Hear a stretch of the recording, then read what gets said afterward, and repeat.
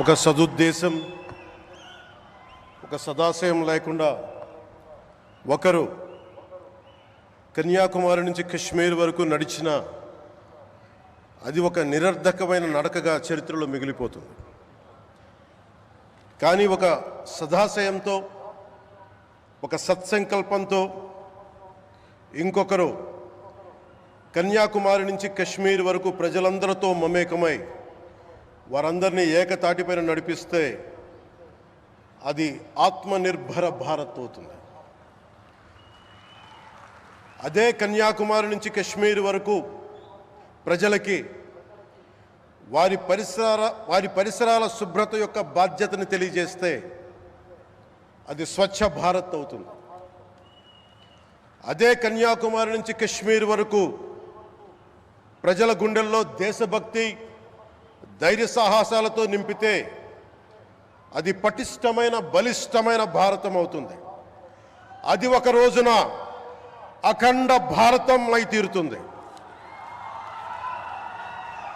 ఒక బలమైన భారత్ కోసం, ఒక దృఢమైన దేశం కోసం, జగత్తంతా వసుదైక కుటుంబం అనే భావన కోసం 4.5 దశాబ్దాలుగా పరితపిస్తూ, పరిశ్రమిస్తూ ఆ దారిలో ఎదుర్కొన్న ప్రతి పరాజయాన్ని, పడ్డ ప్రతి అవమానాన్ని నవ్వుతూ స్వీకరిస్తూ, వాటినే విజయాలకి ఇంధనంగా వాడుకుంటూ, దేశాన్ని అభివృద్ధి పథంలో నడిపిస్తూ, భారతదేశాన్ని ప్రపంచంలోనే 3వ బలమైన ఆర్థిక వ్యవస్థగా తీర్చిదిద్దేలా నడిపిస్తున్న మన ప్రియతమ ప్రధాని, మన గౌరవ ప్రధాని శ్రీ నరేంద్ర మోదీ గారికి నా తరపున 5 కోట్ల మంది ఆంధ్రప్రదేశ్ ప్రజల తరపున నా హృదయపూర్వక నమస్కారాలు.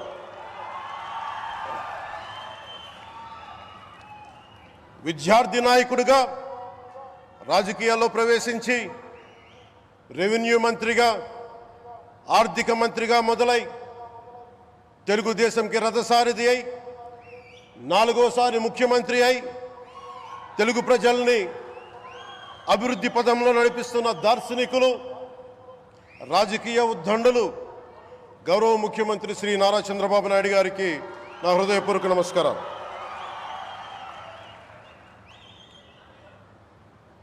తోటి మంత్రివర్గ సహచరులైన ప్రతి ఒక్కరికి, నారా లోకేష్ గారికి, ఎన్డీఏ కూటమి శాసనసభ్యులకి,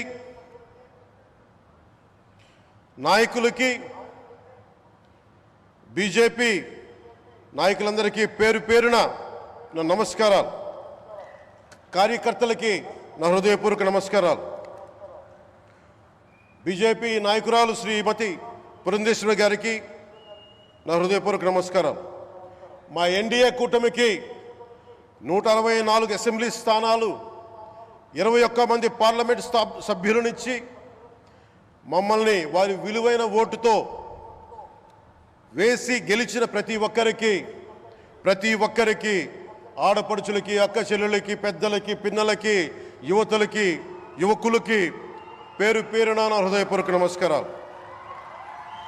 ప్రజలు ఎన్డీఏ ప్రభుత్వాన్ని నమ్మారు, నిలబడ్డారు. అలా నిలబడినందుకే ఈ రోజున మన గౌరవ ప్రధానమంత్రి గారి సారథ్యంలో ఈ ప్రారంభోత్సవాలు కానీ, శంకుస్థాపనలు కానీ, అది దక్షిణ కోస్తా రైల్వే జోన్ కావచ్చు, కృష్ణపట్నం ఇండస్ట్రియల్ పార్క్ కానీ, గ్రీన్ హైడ్రోజన్ హబ్ కానీ, అనకాపల్లి బల్క్ డ్రగ్ పార్క్ కావచ్చు, 6 కొత్త రైల్వే ప్రాజెక్టులు కావచ్చు, వీటన్నిటిని వచ్చే పెట్టుబడి దాదాపు 2,10,000 కోట్ల రూపాయల పెట్టుబడులు, 7.5 లక్షల మందికి ఉపాధి అవకాశాలు. అవినీతితో కూరుకుపోయి ఉపాధి అవకాశాలు లేక, ఉద్యోగ అవకాశాలు లేక విలవిల్లాడుతున్న సమయంలో మీరు నిలబడ్డారు. అందుకే ఈ రోజున ఈ 2 లక్షల పైచిలుకు పెట్టుబడితో 7.5 లక్షల ఉపాధి అవకాశాలు లభించి మనందరికీ ఇచ్చినందుకు మనస్ఫూర్తిగా ప్రధానమంత్రి శ్రీ నరేంద్ర మోదీ గారికి చేతులెత్తి నమస్కరిస్తున్నాం. ఇవి కాకుండా కొత్త హైవేల నిర్మాణం విస్తరణ, అలాగే అమరావతి రాజధానికి పెట్టుబడులు, పోలవరంకి నిధులు, 15th ఫైనాన్స్ కమిషన్ నిధులు కానీ, జల్ జీవన్ మిషన్ కోసం ప్రతి ఇంటికి నీరు, రక్షిత మంచినీరు రావాలి ఆయన ఆకాంక్ష, ఆయన ఆశయం. మనకు గంట కాదు 24 గంటలు రావాలని పడ్డ తపన ప్రధానమంత్రి గారిది. వీటన్నిటికీ చేయగలుగుతున్నాం, ముందు ప్రారంభించామంటే మీరు మా మీద పెట్టిన భరోసా, మా మీద పెట్టిన నమ్మకం, గౌరవ ప్రధానమంత్రి గారి మీద మీరు చూపించిన నమ్మకం. ఈ రోజున అది 2 లక్షల పైచిలకు పెట్టుబడులుగా ఇక్కడికి వచ్చింది.